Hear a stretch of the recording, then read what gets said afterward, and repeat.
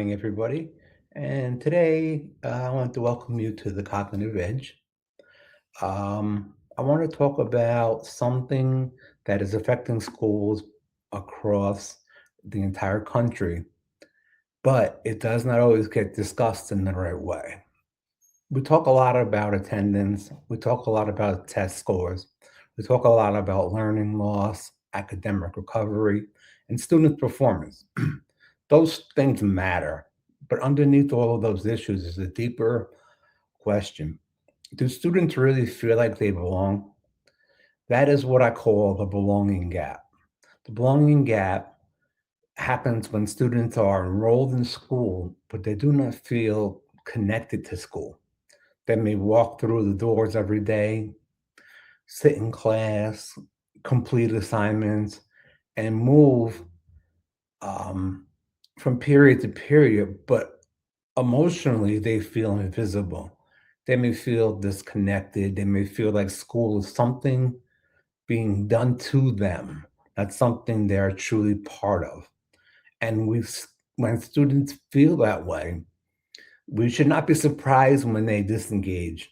Um, Too often, schools respond to disengagement with more rules, more warnings, more consequences, and even uh, attendance letters. So now it really is the time that structure matters. Expectations matter, accountability matters, but those things alone do not create belonging.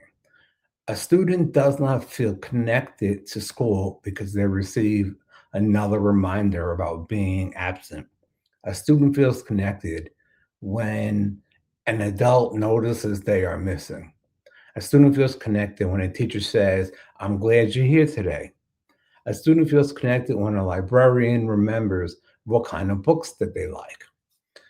A student feels connected when a counselor or coach or an aide or an administrator or staff member takes the time to see them as more than a name on a roster than is the human side of education. We cannot separate learning from belonging. Students learn better ultimately when they feel safe. They participate more when they feel respected. They take more academic risk when they know someone believes in them. Think about it. Most of us can remember at least one adult from school who made us feel seen. Maybe it was a teacher who pushed us, or it was a librarian who listened.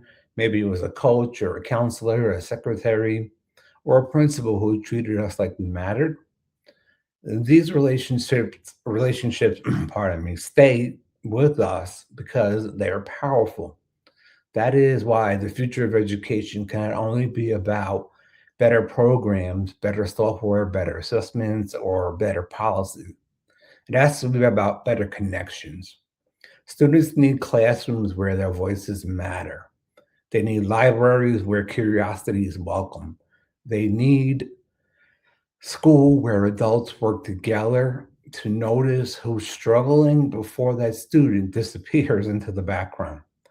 The belonging gap is not only solved by one assembly, one poster, or one school-wide slogan.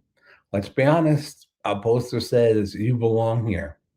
Does not mean much ultimately if the student feels ignored the minute that they walk into the building.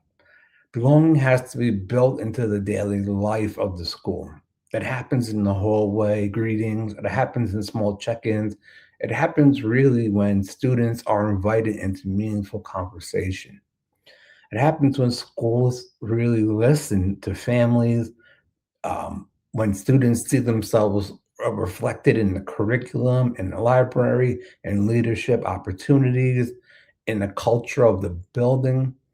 This is not soft work. This is serious work because when students do not feel connected, attendance drops, motivation drops, confidence drops, behavior problems often increase, and eventually school becomes a place where they avoid instead of a place where they grow.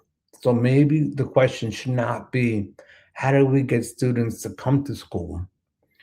Maybe the better question is, how do we make school a place students want to come back to? That question changes everything. It moves us from compliance to connection. It moves us from blaming students to understanding students. It moves us from simply tracking attendance to building relationships. The belonging gap reminds us that students are not data points, they're people. They have stories, pressure, fears, strengths, and hopes. And every student deserves to feel that there is a place for them in the school, the community. If we want students to show up, we have to stop first for them and care really about learning. Um, we really have to want them to come to school to see that there has been some improvement. But we must remember this simply, this is simply the truth. Students not fully learn in places where they feel invisible. They learn in places where they feel known, valued, and connected.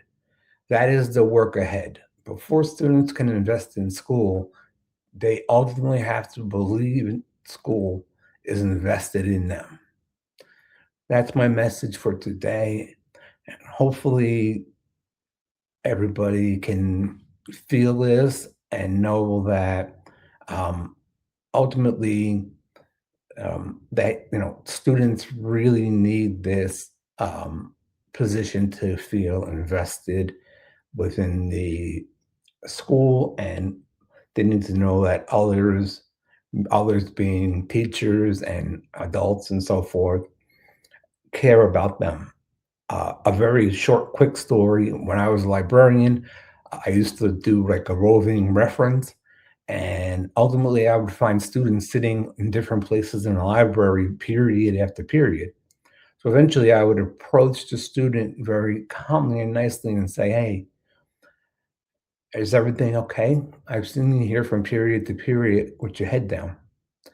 And the student then opens up, and you see a completely different person with a smile, and you can talk to them.